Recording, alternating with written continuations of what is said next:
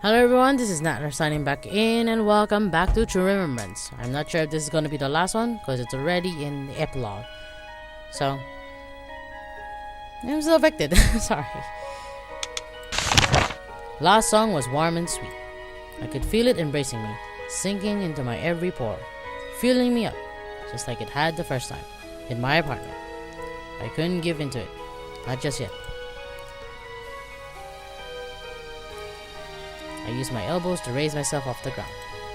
A splitting headache strong enough to shatter my head to pieces assaulted me the moment I tried to fight out the drowsiness. Don't push yourself. Please. I beg you, she said with an unsteady voice. I saw the worry written all over her face and I managed to smile. I guess. Right. This is a little much. She pursed her lips and whispered that she was sorry.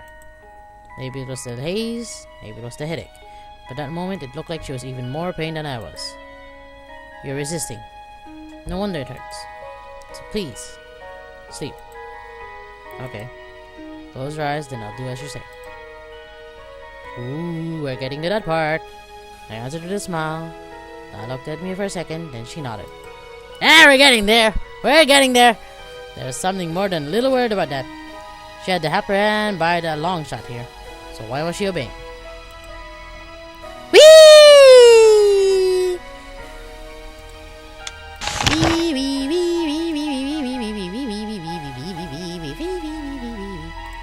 This is so cute. I ran my fingers down her cheeks. Then I drew near and kissed her face. Her eyes fluttered open in a surprise for a second, but she did not resist me. Wow. I could see flecks of blood. My blood. On her cheeks now. I wiped those gently away. Once that was done, I said, "Oh, I love you, La." She blinked. Once or twice. Obviously, she was shocked, but I had no idea whether she'd heard me. So I said one more time loudly, "I love you." Aww. Just 3 little words. That was all. But they were the hardest 3 words I'd ever said. I couldn't do anything more. Great. I couldn't do anything more. That was okay though, because she heard me this time. She was starting to blush furiously. Toing! I could tell she was trying to say something, but she couldn't put it into words. So I just smiled and waited. I was prepared to wait forever. My head hurt as badly as ever. That didn't matter anymore. I finally said what I'd set out to say. Kagari! You're... so cruel. She burst into tears. I just ran my fingers through her hair. And gently. And waited. I could feel the headache leaving me already. When she finally looked up back at me, her face was completely wet and her eyes were red. La. Why did you try to erase my memory? In response, she stared down to the ground. Obviously, she was trying to figure out what to say. Her tears fell and splattered all the floor as I watched. Because we were such pain. We were in such pain. I thought. Because of me. Because of Pops. Because of Pops. Because of Pops! Because Dexter told you so. She started to nod, but then she shook her head frantically. He said that. But no, you're wrong. I chose to do it. Myself. And why would you do that? So you thought a little bit, so you thought so little of me that you didn't care that I'd forget you. I said half jokingly. But I saw the hurt in her eyes when she glared back at me. Okay, never mind. Now she's crying harder than ever. That's not true. And you know it. But fair enough. This was a bit much. She'd been cautioning me about that all over a month. What I said to you. It was horrible. You've been so hurt. You've been through so much. But I hurt you more. So I thought, you're happy to forget me. But it's my duty to cure you. Horrible? You said something horrible. Wait. What was that? I told you to get away from me. That's it! That's the part you hated? Oh man, I smiled despite myself. I've been shocked to hear that coming from her lips, alright. However, oh la, you're wrong. I was hurt by the choice you made then. But that was something I could easily recover from, because she chose not to forget Annalie. Maria had made the opposite choice, because to be honest, it made me happy. I had never met anyone who decided to do it the hard way, which was why my choice, when it came, had been so simple. No way in hell I was going to forget her. Besides, I never agreed to have my memories erased. She opened her eyes wide when I said this. Clearly she couldn't believe me. I don't know what happened between the two of you, but I never asked Dexter for this. The Black Suits had caught us at the church. After that, we were probably brought before Dexter had our memories of the experience erased. So La would work as an Omega, and I could continue to work as an Omega. She would work as Omega, and I would continue to work as an Alpha. Then we both arrived at the house and ate, doomed to repeat the same mistakes our forgetful minds had committed over and over. I never asked to forget you. I never wanted to forget you. That's the honest to goodness truth. And I'd really appreciate it if you stopped trying to erase my memories now. Thank you. I said with a smile. But she slid forward against me, putting her arms around me as she wailed. Aw, she's crying. I'll stop. Poor girl. I just held her in my arms. She kept crying. I was starting to get sleepy again. Except this was just because I was so relieved. When I woke, my memories would still be there, and so would La. How about the bleeding in your hands? I'd never known that it would feel so good to hold her in my arms. There's a soft, vulnerable smile on her face when we let go of each other. I heard her say goodnight to me, but drowsiness overtook me fast, and I was asleep before I could say anything to her. What about the shard in your hand? I'll get it. When I woke up, the first thing I saw was La snuggled right up next to me, using my arm as her pillow. Really? Couldn't you just sleep in the bed? The next thing I saw was that she put a pillow under my head and draped a blanket over me. That was really nice of her. But instead, how did she do that? With her small figure and your big figure. I also saw that she'd bandaged up my injured hand. Okay, never mind that. I reached out and ran my fingers through her soft hair. She wriggled a bit, and her eyes fluttered open. Sorry, did I wake you up? Sorry, did you wake up? Sorry, can't read. Sorry, did I wake you up? She shook her head. No. When she realized exactly where she was, she blushed deeply and scrambled out of the blanket. Oh, well, that was nice. Never mind, I like that little tidbit. Put it back in. It felt kind of cold now that she'd done that. I was regretting ever having woken her up. I still find her sluggish, so I just lay back for a while. But only for a while. I had things to do. I had my legs to push. Jeez, I can't even push off the table. The loose leaf paper from last binder was still scattered everywhere in the living room. I reached out for one of them, only to find that La was scampering about picking them all up. Written reports, right? Yeah, but still it's embarrassing. And what are they about? Experimental notes, the erasure of mnemonical memory. I see, and that was understandable. No matter how deeply you research through the literature, you'd never find so much as a case report of this.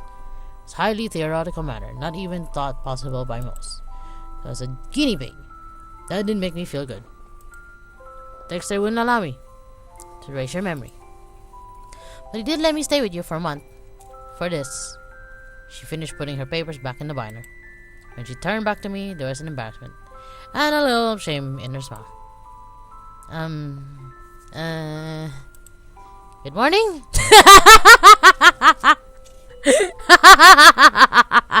Oh man, this is like that AFV video. The one where the video where the husband is trying to cook something on the stove, but and the newspaper is on the one side of the stove, and he had a pot of food on the other side. He turned off the stove, but he didn't see any light coming on. He turned again, there's still nothing. Then he smelled something, and then the newspaper started getting on fire. He turned on the other stove that he didn't know. Oh Oh god, and he started killing the fire, pan, and then the fire alarm started going off, going beep, beep, beep, beep. Then his wife came in and said, and his wife came in, and then he looked up at her, said, "Good morning." Tried to cook your breakfast. Good morning. Oh god. Good morning. Why are you already in the jacket though? I could tell from her. Oh yeah, she didn't take it off. I could tell from her bashful reaction that yesterday hadn't been some kind of weird dream after all. Great. So weird. So weird. Oh no, my arm is painful. Again with all these scratches.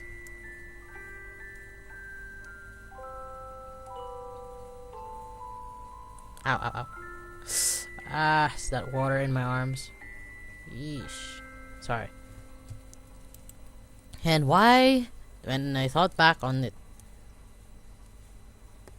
and why, when I thought back on it, okay, sorry, I'm English, I felt just as bashful. Yeah, because she kissed her in the face.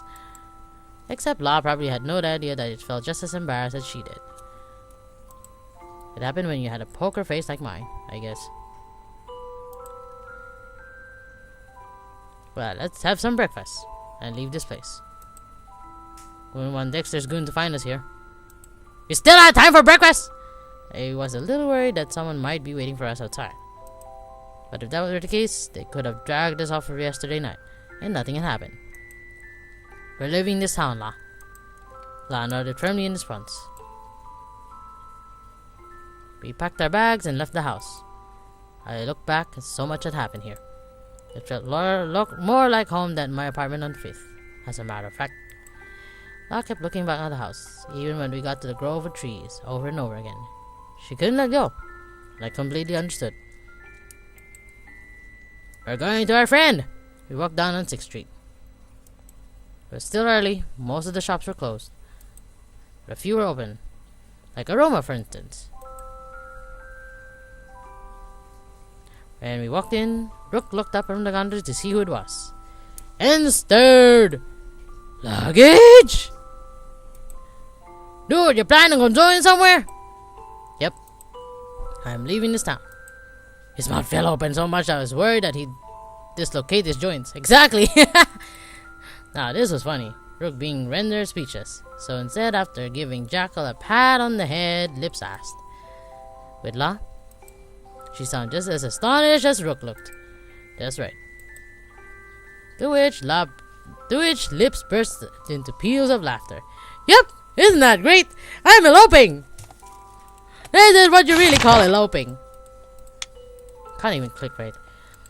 By this time, Rook had gotten a grip on himself, and he was beaming as well. Except he looked evil. Again with the evil face! Really? So you finally made your move, did ya? You big playboy, you. I'm proud of you, man. That's not something to be proud of, you idiot! I wanted to tell him no, that was totally wrong, but that would have caused more trouble than it was worth. Besides, in a way, he wasn't wrong at all. Fair, I never thought you beat me to the punch. We've been thinking of leaving town too. We're thinking of setting up a cafe somewhere far from here, she said with a voice more full of happiness than I'd ever heard before. Jackal looked up at all of us, his tail wagging furiously. Please drop by, okay? How will I know what's your shop's name? Lips walked over to where La was and gave her a big hug. Jackal leaped up and tried to lick La in the face. La just laughed. It was such a clear, warm sound. Of course. Thank you, Lips. And you, Jackal. What about little lady? La and Lips both burst into laughter when they saw the mock forlorn look on Rook's face. Anyway, I take it you have some sort of plan. How are you gonna get past the guards anyway? Very carefully. And Dexter? Don't tell him anything, will you? Roger. We nodded at each other. This was it then. Rook extended a hand to me. See you around, man. I took his hand and shook it firmly. We'll meet again. I know it.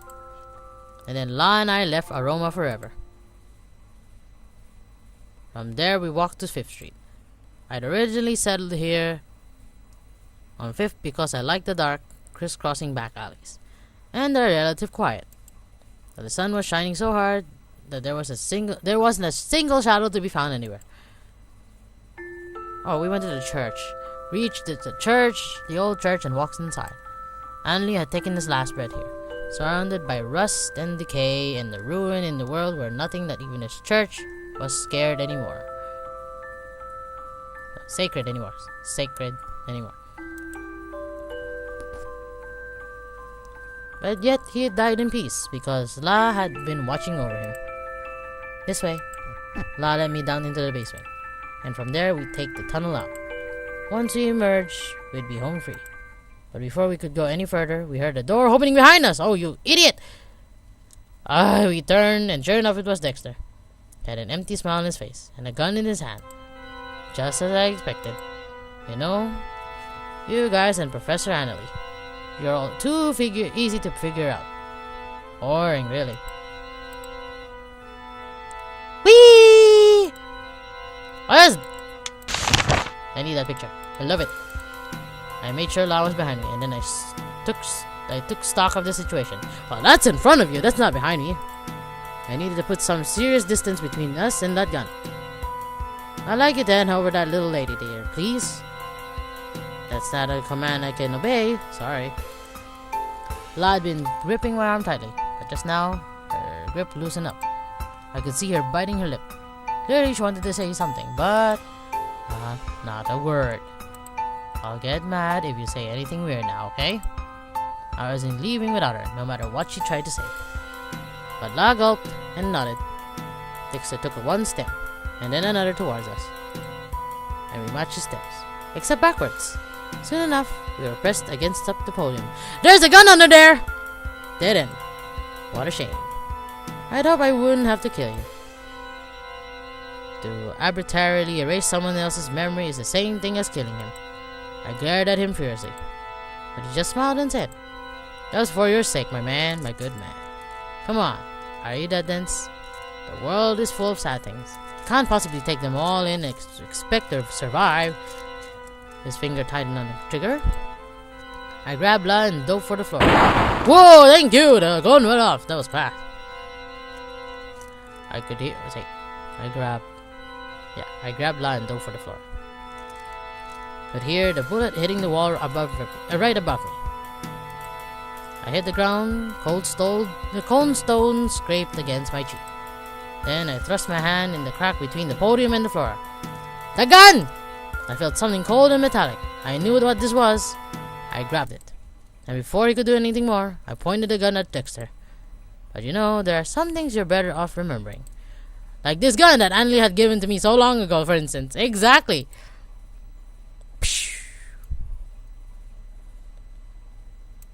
Dexter slowly loaded his gun, but I kept mine pointed at him. So, aren't you going to shoot? Could probably kill me in an instant, you know. Dexter smiled wearily. I smiled right back. Perhaps, but if I did that, the person you gave the music box to would cry, wouldn't she now? Dexter blinked. He wasn't expecting this, obviously, but then he nodded quietly. Yes, she would. I lowered my gun and turned to La. She was looking up at me with great concern. I just smiled at her and urged her to the tunnel. Dexter holstered his gun, turned around and started walking out of the church. I bowed deeply. Yay, we're home free! Thank you for everything.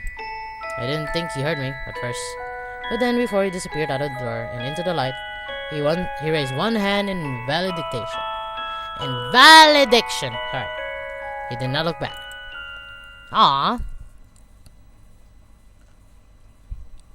But where's the money? Where's the money? How are you guys gonna survive out there? You have no money. The sun was so brilliant when we came out of the tunnel that I had to shield my eyes.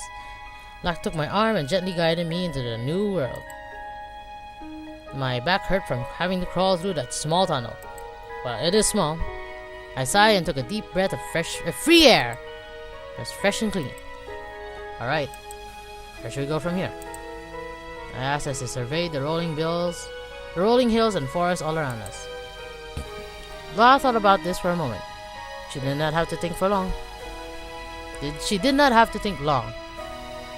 So, found the sea, the mountains, and the oceans. The ocean and the mountains generally tend to be in opposite directions, silly. You should pick one for now, okay? I replied with a smile, but obviously wasn't amused. Her glare vanished in a matter of seconds. Though she gotten just as used to be... Never mind. She'd gotten just as used to getting teased by me as I'd gotten used to her teasing. To teasing her. Sorry! Oh god! Anyway, it doesn't matter. For now, let's go. We walked for a long time. When we got to the top of an especially large hill... When we got to the top of an especially large hill, we turned around. Our city. The city. Shone radiantly in the brilliant morning light. Large city. A clean city. A city where people came to be healed. A city where memories came to die. I turned to her, only to find that she was looking down on the city. Tears were running down her cheeks and being carried away by the gentle breeze. Oh, don't mind me. It's not because I'm sad. She dried her tears. And she smiled. Just for me. It's because I'm happy. Black Iris.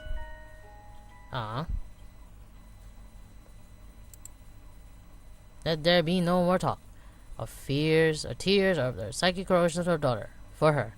It'll be over soon from the tales of the ashes of the past. There'll be new memories, inked one by one. Oh god, I can't read that fast. And one day I will put down the mantle on the one side of the glass, for I will be too full of joy to hear, as it is in Annalie's books. So take my hand, let's make ourselves new memories to last. Embrace everything, all the joy and all the pain. Walk.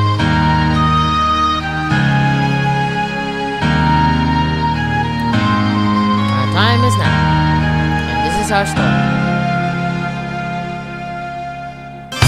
Ouch.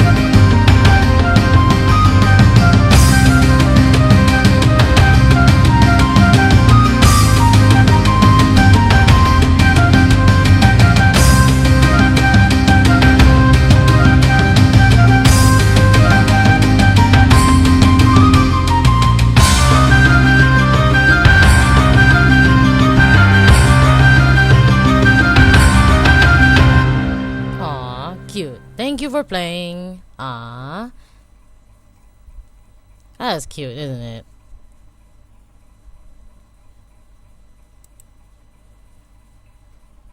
Yeah. I got no other place to go, right? See, that was cute.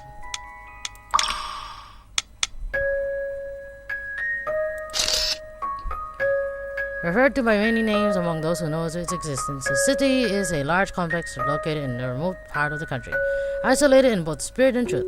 As Kagari puts it, this is the so-called city where memories come to die. It is here that terminal cases of psychic corrosion are sent in order to be treated by an outside protocol. If we were to ask Black Iris what the city's defining characteristic is, he'd tell you it's white. White like clean room. However, he only thinks that because it's a vast improvement from the murky environment which we used to live. In truth, it's more or less no white. It's no more or less white or clean than any other town in the country. Unlike any other town, though, there are things that are conspicuously missing in the city. For instance, clocks, cars, and telephones. The gates of the city are strictly guarded. No one can pass in or without the pass, passing through a comprehensive security checkpoint. See? Oh, and there's so many things to read. A girl in whom, of course, that bringing up the natural curiosity combined a form and none less in nature. From the moment she meets Brax, she's constantly observing and interacting with the outside world around her, and learning as she goes. Always considerate, always making sure she's not in the way, and always trying to make other people happy. She has an exceptionally pure heart and an exceptionally strong will. However, she still knows very little about the world. She tends to get teased mercilessly by Black Iris mainly 17 years later. See? She's still young. Where is that? Well, never mind that. Marcelo.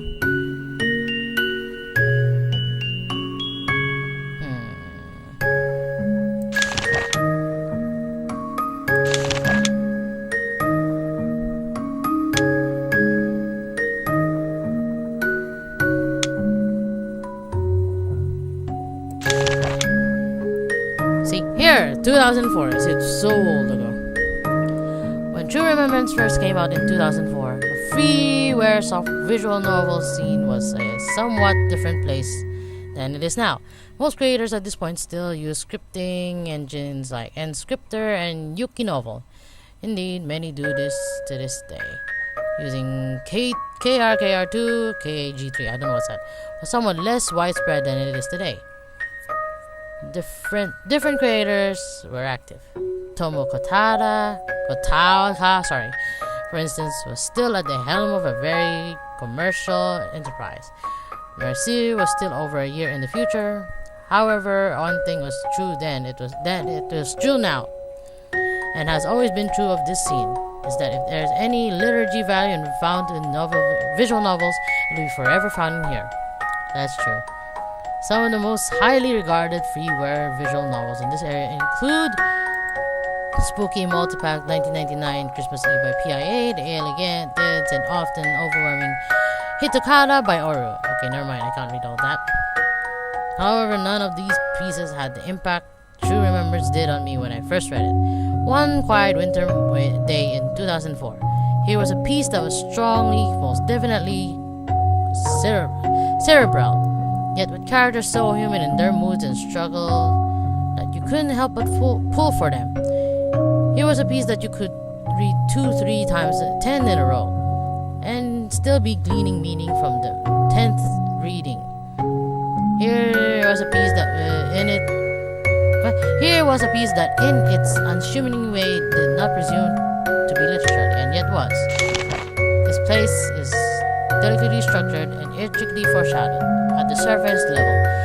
This is a simple story, simply told. There's a girl and this boy Harris in this town, the city, and it's the seas. There's dollar. That's what about it. And that's about what? And that all that world and all that world craft that the reader was really given, and all that he really needs. The rest is where the real beauty of the piece lies. Human relationships, characterizations, phrases and sentences that seem to have no deeper meaning unless you look closely indeed. Densely spun webs of events, feelings and surprises that the reader often doesn't realize he's entangled in until it's far too late. Exactly. In that respect, the story has its similarities to pieces like Chronopolis or The Gardens of Time by J.B. Ballard. Then there's the subject matter. You might think of the movies like Eternal Sunshine or of The Spotless Mind or Memento. And finally, there's his writing style, which might evoke the casual, jazzy elegance of Riza Wataya or Haruki Murakami. In any case, enough of the name dropping. The fact of the matter is, every story that's worth telling has already been told, but no story has ever been told your way until you tell it. And that's what makes any good writing worth reading. Shiba Satomi has done that. I thought about translating it then. It was December 2004. The English-speaking visual novel fan community was still in its infancy and was insane in itself. Certainly, very few English-speaking people knew the existence of freeware visual novel, except now it's worldwide popular. It's not until our official English localization of Narcirisu in August of 2005 that awareness spread. Anyway, at that time, what I had available to me was the original version of True Remembrance, which happened to be written in Comic Maker, a simple scripting machine engine that had some interesting quirks that made it entirely unsuitable candidate for localization. So I put it aside. I had other fish to fry, such as our unofficial English localization of Planetarian and preliminary investigations of something our other called one Unscripter. We all lived through the rest of the story. Narisu was released in August of 2005, starting a wellspring of interest in freeware visual novels that spawned 2 successive festivals, altogether 2005 and 2006, and garnered attention from a much wider audience than we were ever accustomed to. I next visit Shiba Satomi's site in 2007, February. I was shocked to find that a new piece of Mime translation, The Vision Tower, had been released, and B, it had been written in the script engine that we had insanely quite knew well. I was even more shocked to find that in the meantime there'd been a remake of True Remembrance in the director's cut, if you would, much improved graphical effects, a fully animated opening movie, additional storyline. Oh god, there's so many. Okay, almost done. I petitioned Shiba Otomi for permission to translate this piece on Valentine's Day 2007, or thereabout. I didn't have to wait long, and an enthusiastic response landed in my mailbox a few days later. Ever since then, I've been sending scripts for peer review to Shiba Satomi at irregular intervals. That brings me to point out something that is truly unique about this localization. Certainly, our localization of Narisu is remarkable in that it was an official, sanctioned translation of a piece by someone who had a major player in the Japanese visual novel industry. However, it's done primarily in a vacuum. Tomo Kataoka did not comment on our translations, nor did we seek to get him involved. This translation is different. We had applied the principles of rigorous peer review and have had heavy discussions with the original creator about what the official English translation ought to be like. We have worked side by side, line by line, with the original creator to bring you the most faithful and most unique English localization ever attempted in the history of amateur visual novelization, such as it is. So at the end of the day, where does this leave us? The door is open, and the road lies open before us. Certainly, we will be petitioning Shiba Tomi for the rights to officially localize Mime of the Transmission Tower. Certainly, there are so many wonderful, and I dare say literally, pieces out there in the freeware visual novel software community, that desire to be translated officially with the original creator's full blessing and cooperation.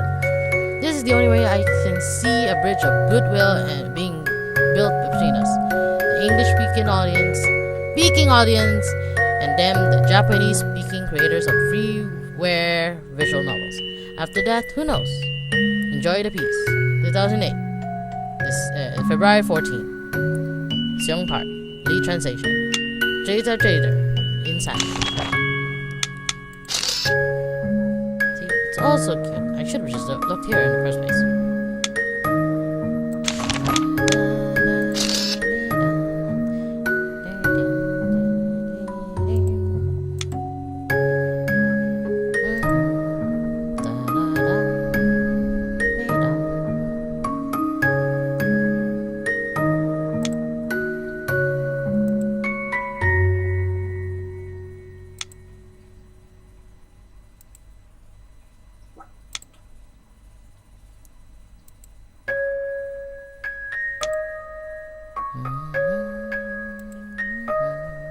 How do you read that?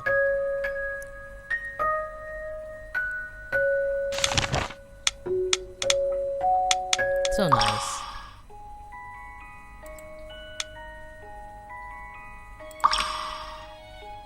Oh no, I don't want to watch the opening movie. Not again, not again. Ah, darn it. Thank you.